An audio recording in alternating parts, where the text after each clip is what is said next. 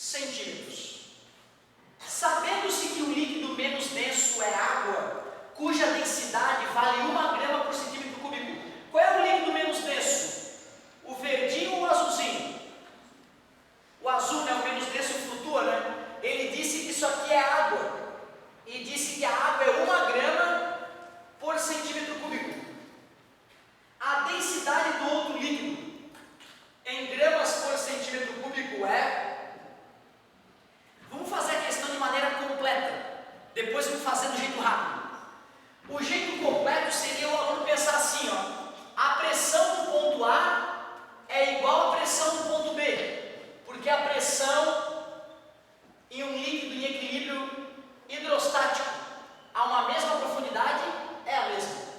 Da onde vem a pressão do ponto A? É a pressão atmosférica mais o G/H do líquido, azulzinho. Quem é a pressão do ponto B? É a pressão atmosférica mais o G/H do líquido, verdinho. Vou poder cortar o P0 de um lado e do outro, vou poder cortar a gravidade de um lado e do outro.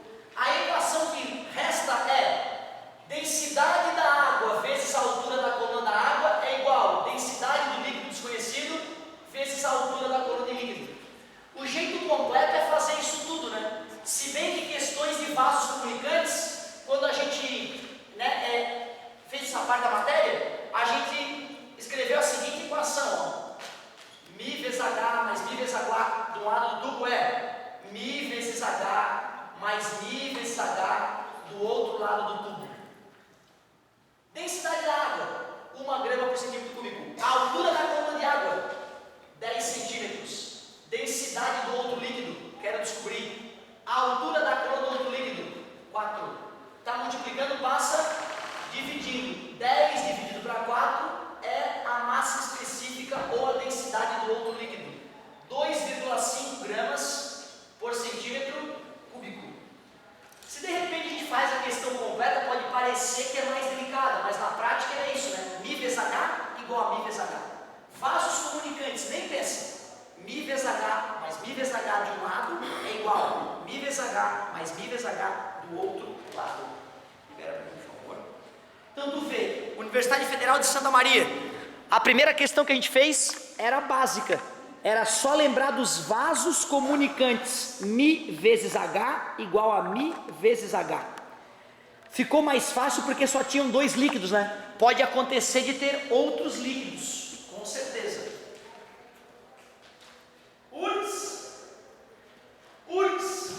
Falava o seguinte, essa questãozinha.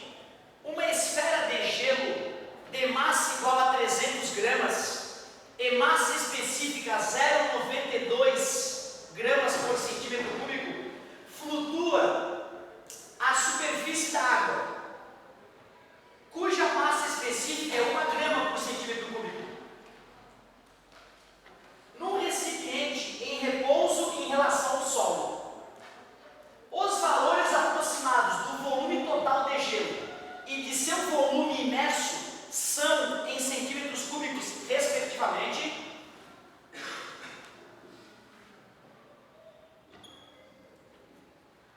Ele disse que tem um potinho, nesse potinho tem água, tem uma esfera de gelo flutuando nessa água, gelo, água.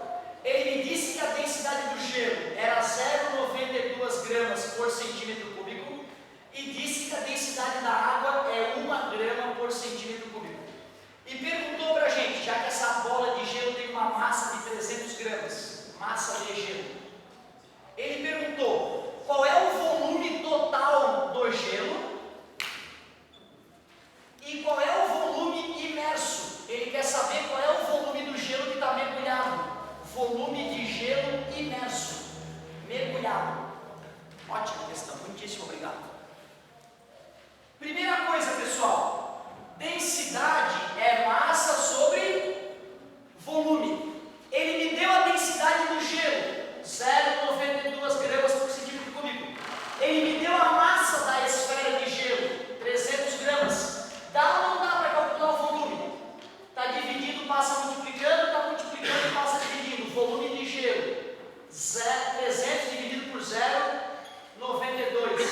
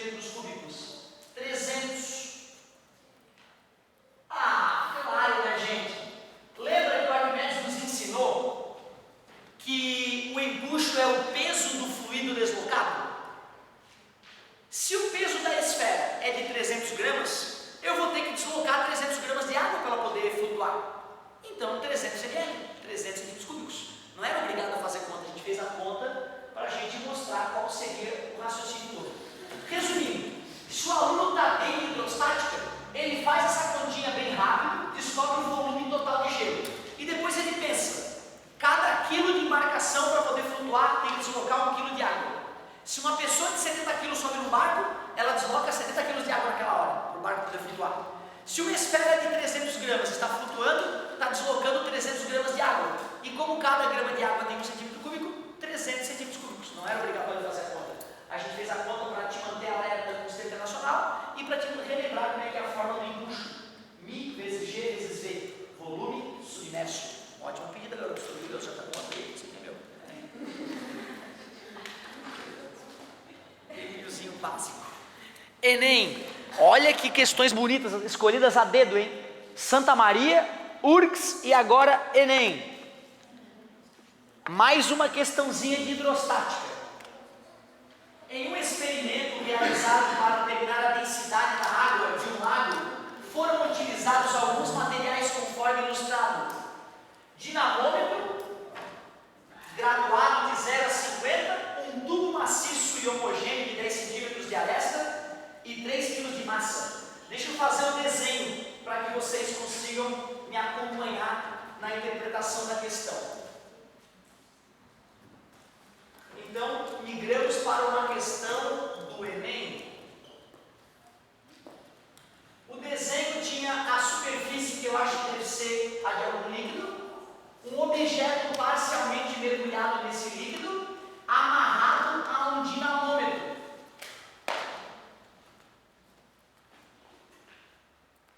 Ele disse que isso aqui é um cubo maciço e homogêneo de aresta 10 centímetros.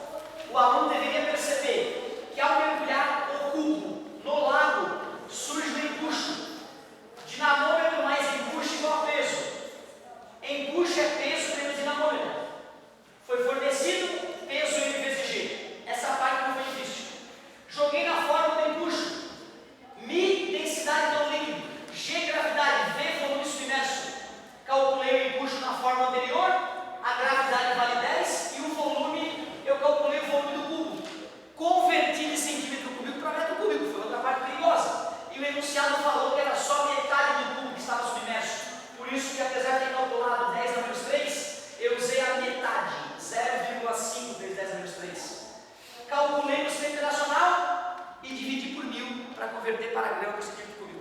Boa questão do nosso querido Enem.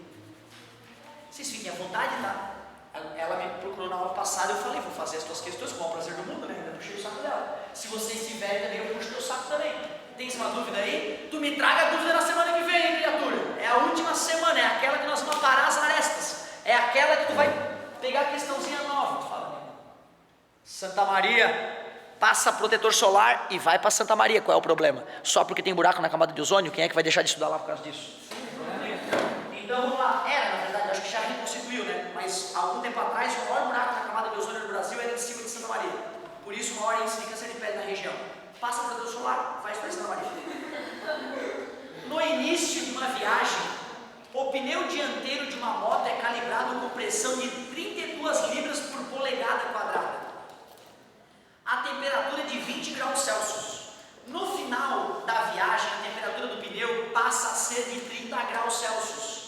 Sendo constante o volume do pneu e considerando o ar no seu interior como um gás ideal, a nova pressão em libras por polegada quadrada é de aproximadamente, tu vê, cara, foi transformação gasosa.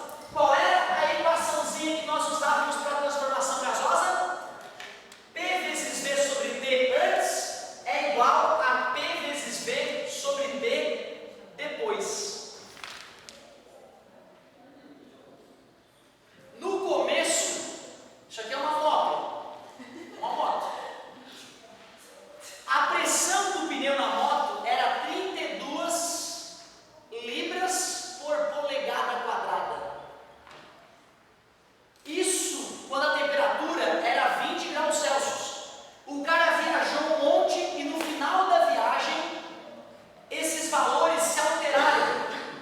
A temperatura passou a ser 30 graus e ele quer saber qual é a nova pressão. P vezes V sobre T antes é igual a P vezes V sobre T depois. No enunciado ele falava que o volume do pneu se mantinha constante, cortou o V. A pressão original era 32 libras por polegada quadrada. E a temperatura, eu não vou colocar 20, porque é Kelvin. Soma 273, 293. Qual é a nova pressão? Se a temperatura subiu 10 graus em Celsius, também subiu 10 graus em Kelvin, foi para 303. Está dividindo, passa multiplicando 303 vezes 32, dividido por 293. P é igual. Tu concorda que vai dar um valor um pouquinho maior que 32? Né? Porque 303 e 293, se dividir um por outro, vai dar 1, alguma coisa. Então vai dar um pouquinho a mais que 32. Se tivesse ABCD, eu nem faria o cálculo. Eu ia lá no próximo ABCD, ver qual que estaria um pouquinho acima de 32 e mataria a questão. Vamos ver como é que ficou nesse caso. 303. Tem problema. Quem é que tem medo de fazer conta? 32, 606, 909. É gostosinho. 6969. Adorei essa divisão. Vai ficar 9.696 dividido por 293. Tudo que eu queria hoje é fazer uma bela divisão. Quanto? 33, a idade de Cristo, estamos salvos.